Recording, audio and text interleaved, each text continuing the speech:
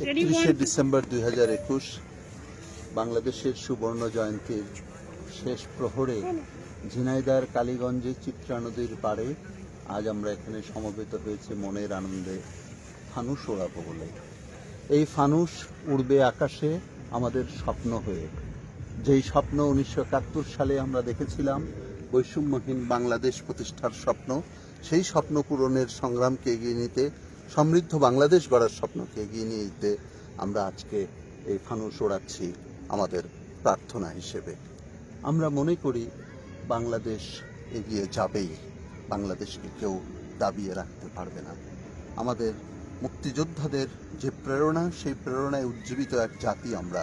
সুতরাং আমাদেরকে কে থামাবে?